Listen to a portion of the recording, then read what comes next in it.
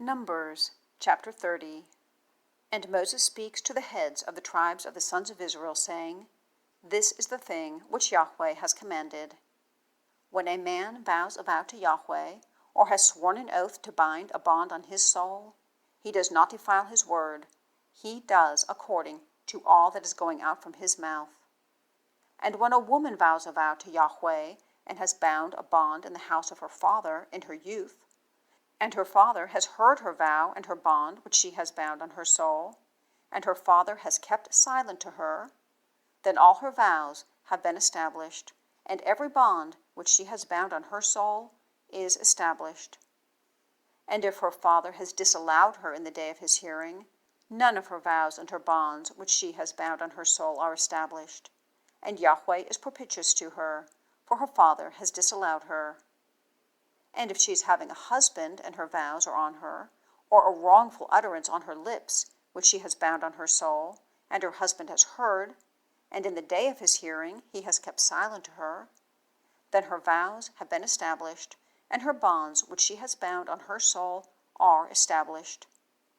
And if in the day of her husband's hearing he disallows her, then he has broken her vow which is on her, and the wrongful utterance of her lips which she has bound on her soul, and Yahweh is propitious to her. As for the vow of a widow or cast out woman, all that she has bound on her soul is established on her. And if she has vowed in the house of her husband, or has bound a bond on her soul with an oath, and her husband has heard, and has kept silent to her, he has not disallowed her, then all her vows have been established, and every bond which she has bound on her soul is established.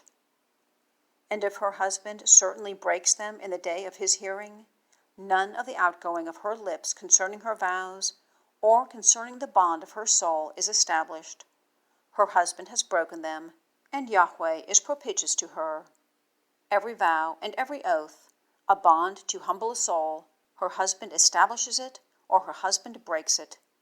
And if her husband certainly keeps silent to her from day to day, then he has established all her vows, or all her bonds which are on her, he has established them, for he has kept silent to her in the day of his hearing. And if he indeed breaks them after his hearing, then he has borne her iniquity. These are the statutes which Yahweh has commanded Moses, between a man and his wife, between a father and his daughter, in her youth, in the house of her father.